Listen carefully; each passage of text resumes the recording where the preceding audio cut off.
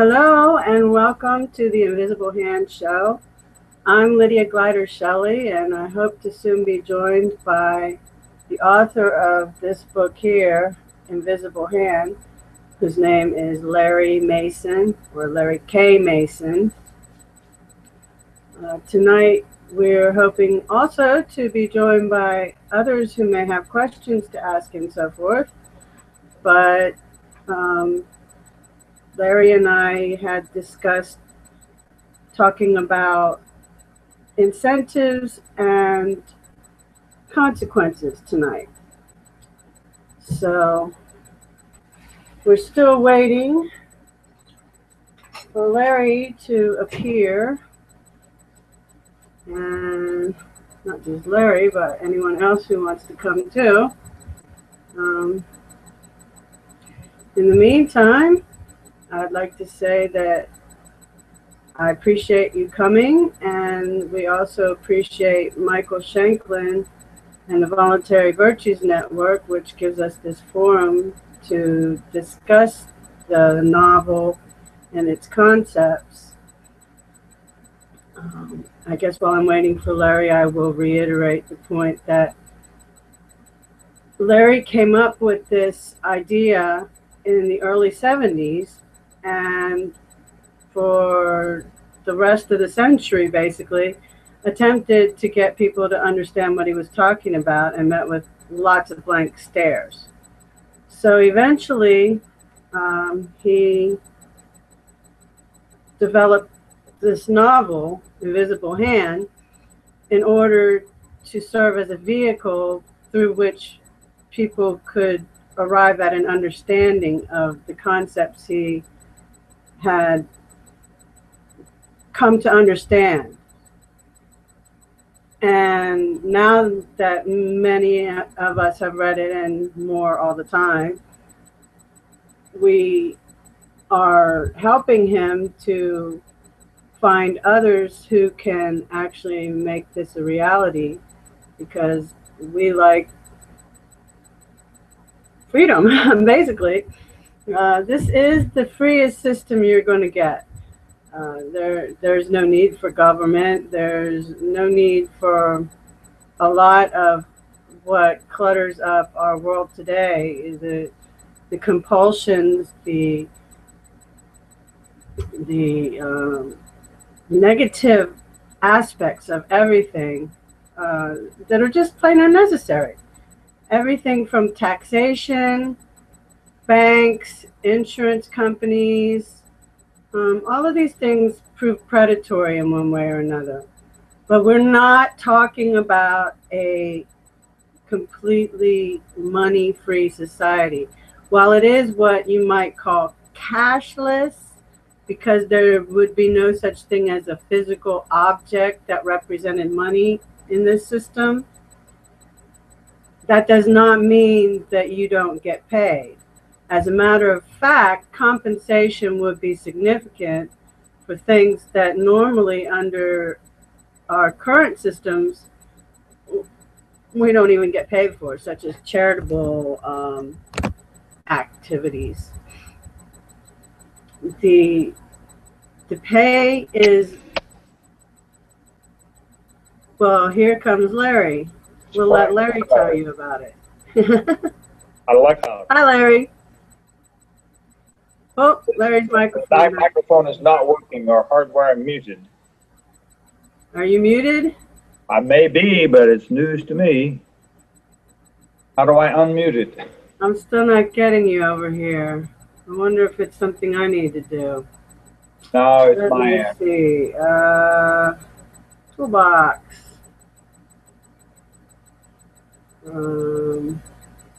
Well, I'm turning you up. That's not going to help. That helps any. Settings. Enable auto. That help? I hear you fine. Well, I don't think that helped any. I still can't hear you. I can hear you.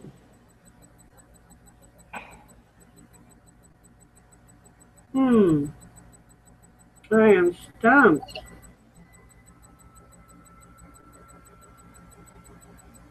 So is your microphone installed in the computer or is it separate? It's installed in the computer, so far as I know. On the upper left-hand corner, you should have a chat box. Maybe you can type in and talk to me. Well, Do you see the okay. chat feature anywhere? There, I have, yes.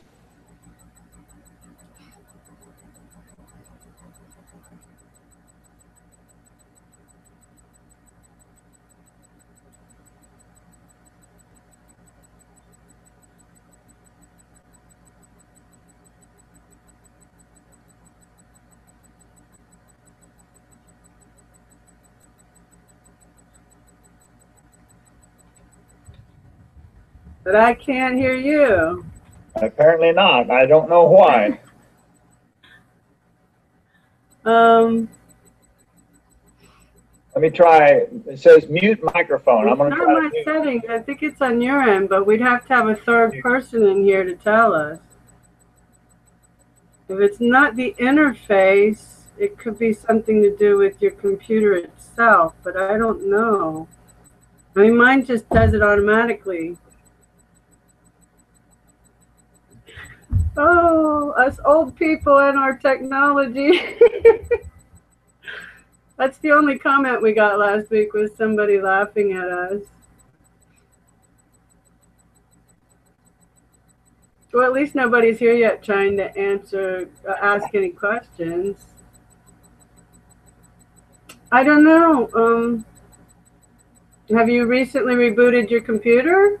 I reboot it almost every day.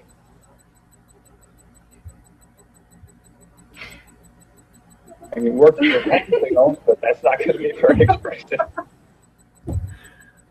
Well, maybe I should let you reboot while I go on with what I was saying and see if that helps. I don't know.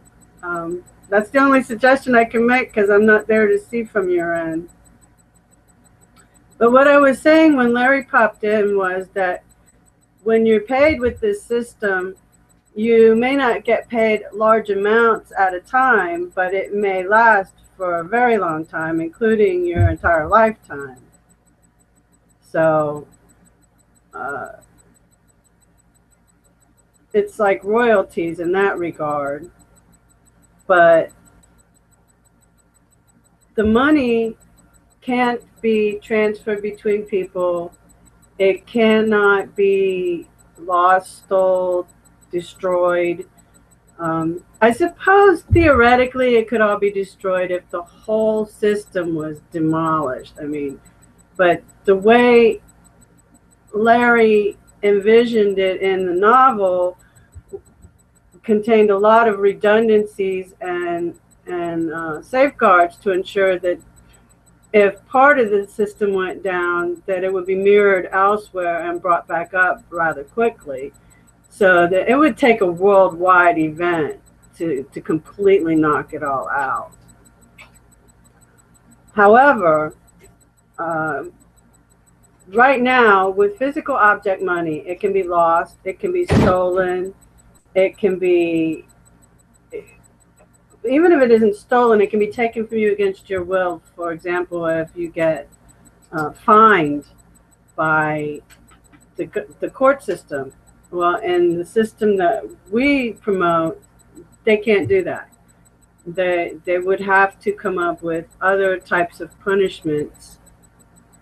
You cannot have your money taken away from you against your will in any way, shape, or form under the system.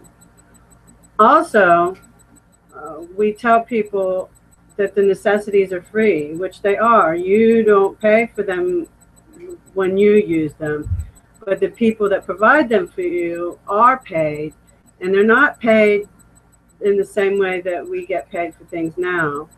They're paid based on the benefit that it provides to you when you use it.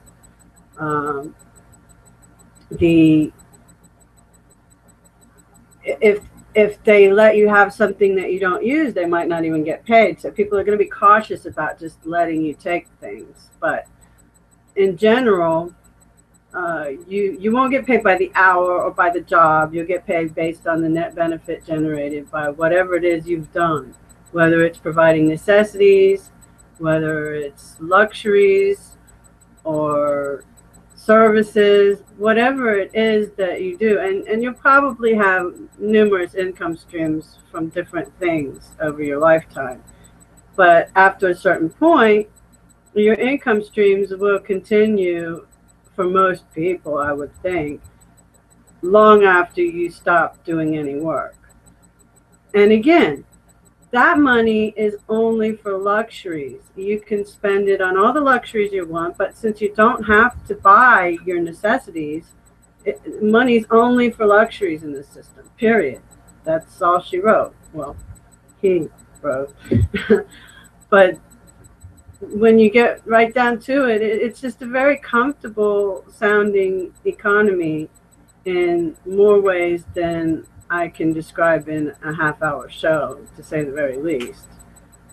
To be able to relax and know that you can eat and have a roof over your head and basic clothing and basic transportation, all the medical care you need, all the education you could want at every level, provided for you at no expense to you. It's just an amazing hope and dream for all of us. Can I hear you now? I don't know. Can you hear me? I don't know what it is, Larry, but I still can't hear you. Oh, you know what? You're going to kill me. I forgot to turn my speakers on. That could be the problem. Oh, I had them on. It's just not plugged in. Hold on. It's me. It's not you. What relief. Oh, well, maybe it's not. But it's not turning on. My speaker's turning on. Maybe I got it plugged in wrong. Oh my, I feel so stupid now.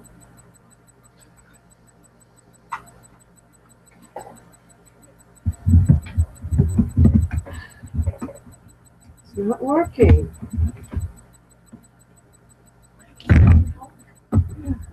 I need a new brain. You know what? I'm just going to go to plan B and plug in my headphones. No, because I'm in the middle of a show and I need to... You know, you're still not... I'm not saying anything right now. Hold on. You talk to the people. I don't even know what you're saying right now. I'm getting my headphones on. I'm so sorry. I don't know what's going on with these speakers. Next time I'll make sure to test them before the show.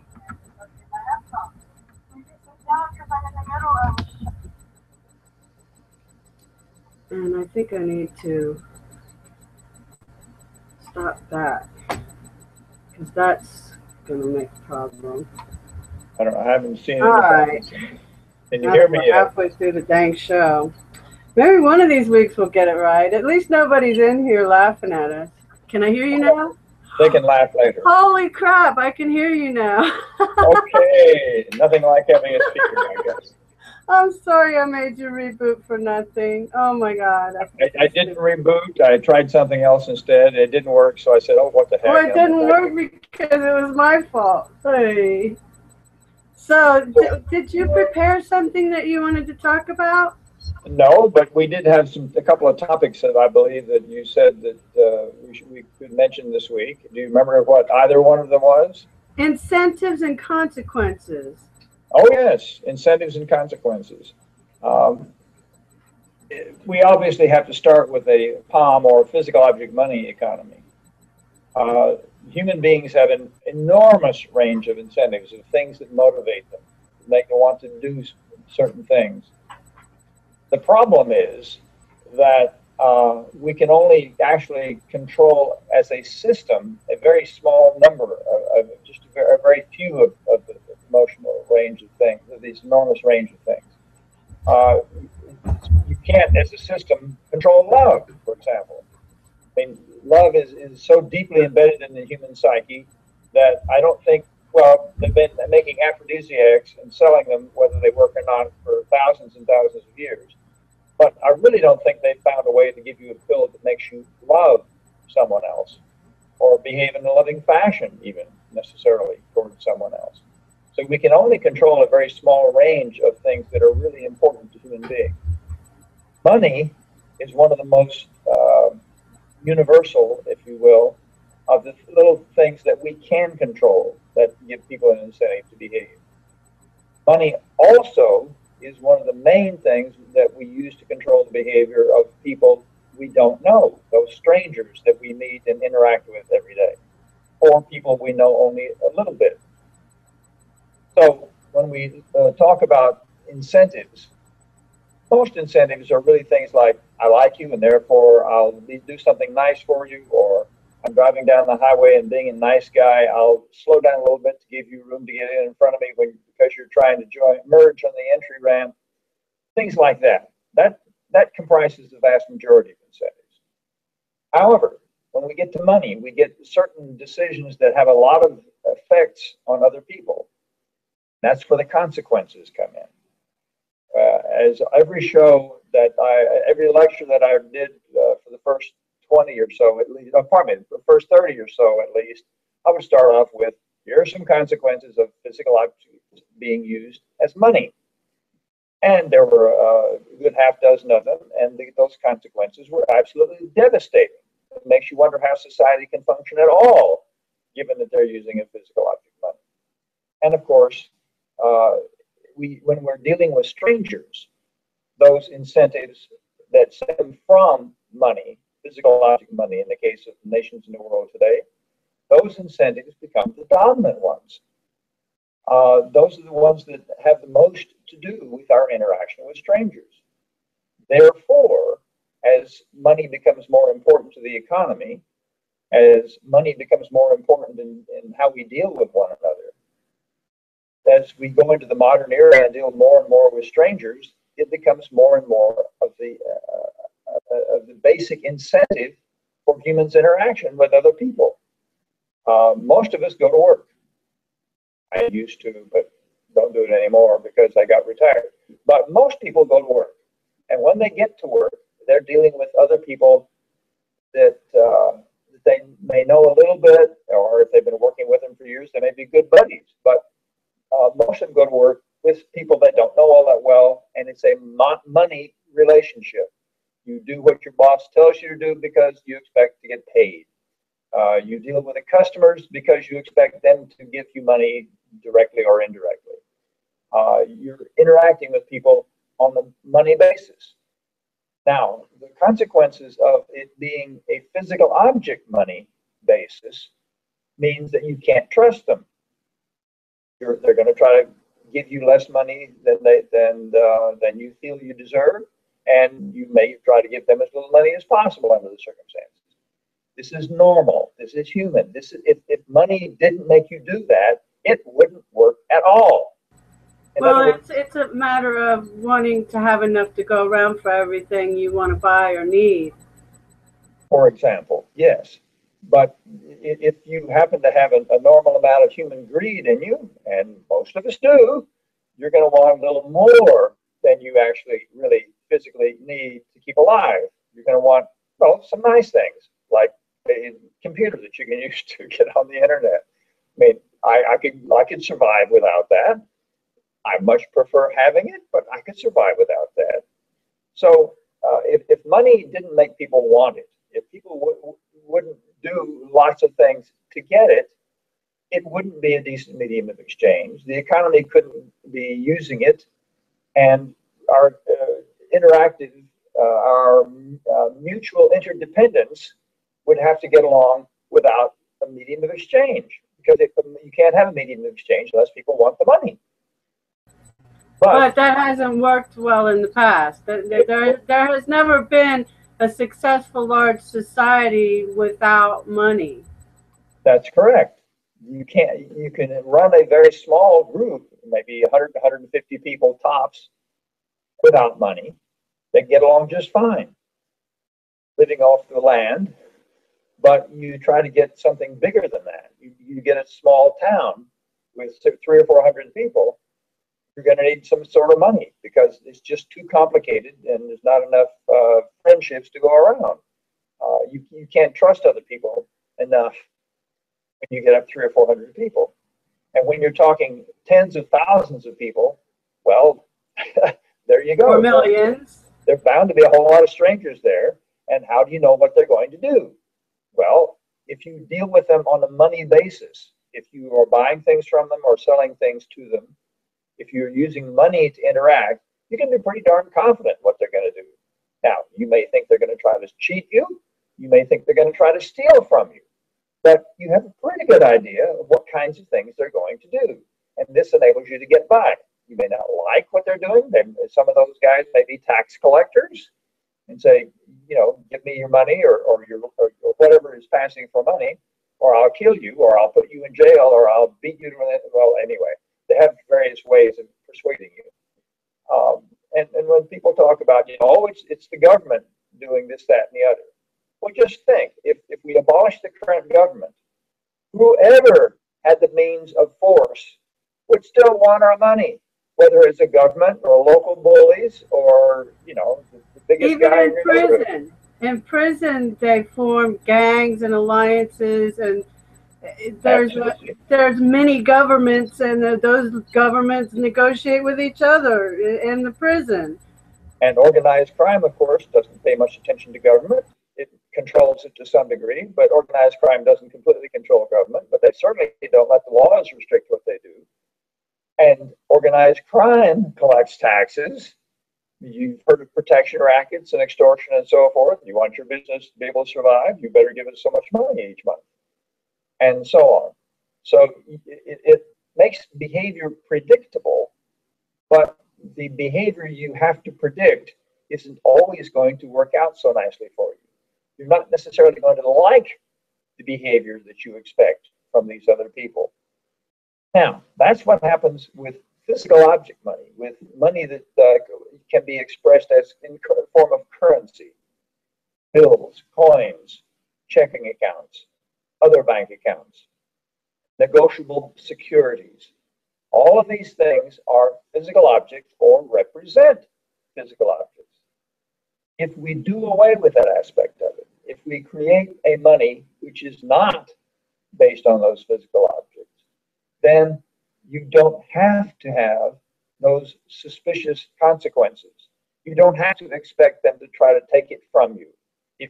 For example, if the money isn't transferable, if it exists in your account when it comes to exist at all, or it ceases to exist and it ceases to exist when you spend it, then nobody else can take it from you because the money in your account is uniquely yours. It'll never belong to anybody else, and it never has belonged to anybody else. It didn't exist before it appeared in your account, and it will not exist after it's been in your account.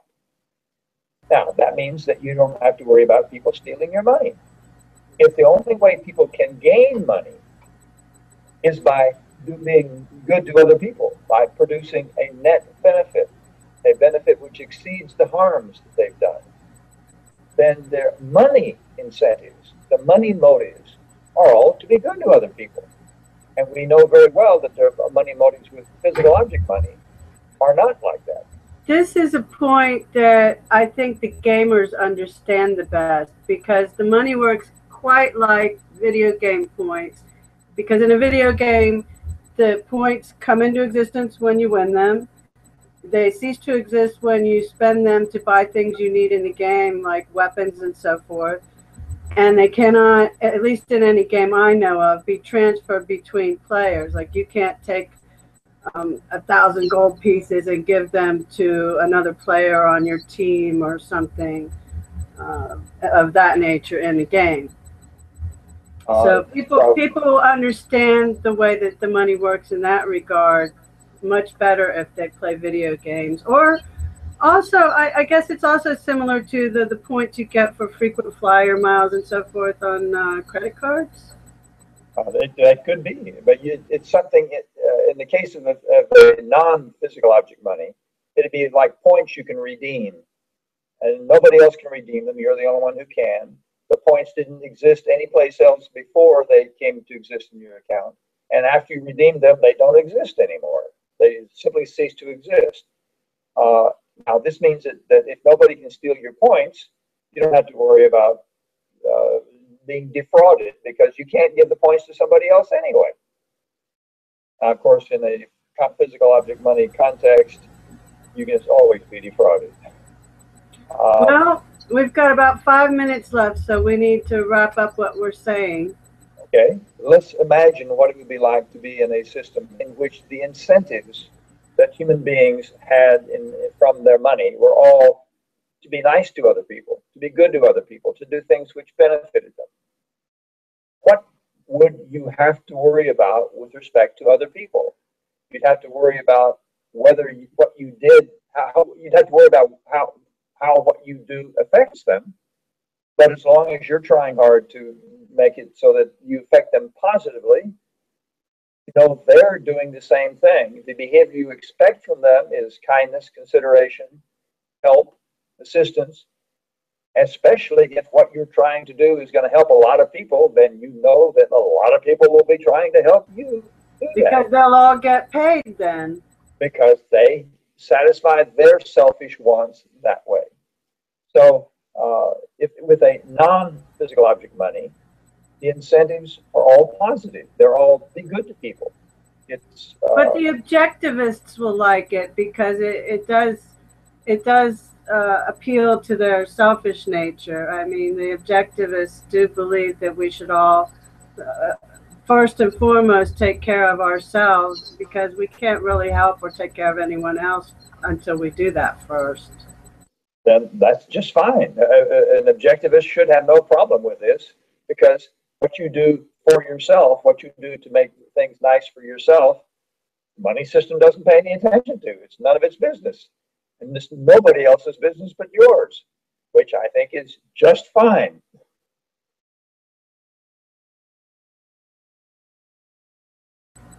Well, I guess I should wrap up by saying that we do this show every Friday night at 7:30 for a half hour, and in the event that we cannot do a live show, we try to upload a pre-recorded lecture, which right now we have one on deck, just in case. Because next week I'll be babysitting Friday, Saturday, and Sunday, and will not be available for the show. Okay, then I will go ahead and just set up that pre-recorded show for next week, and we'll both be off next week. There you go. Maybe 2 weeks from now, when we go back to the live format, we'll actually have some people in here asking questions and participating with us. That would be pleasant. I sure hope so. Maybe they can point out some ways in which I've been mistaken. Well, and anyone who's listening to this after it's been rendered to video on YouTube, if you have any suggestions or advice for us on how to make this work better, please let us know, because we're real newbies as far as this Google Hangouts or trying to do any kind of a podcast sort of thing goes. Any last words, Larry? Any last words? May your life be even better than seems reasonable with a POM economy. Wonderful. Well, it definitely will be when we move over to a non-POM economy. Yeah, but that'll be real easy. That won't be tomorrow. It may take a few more days. Well, it was great talking with you, and I'll look forward to seeing you in 2 weeks, hopefully. Hopefully, yes. And enjoy your wonderful babysitting duties with your granddaughter. I do. She laughs with me. Oh, babies are so awesome. See you soon. And so sincere. Goodbye.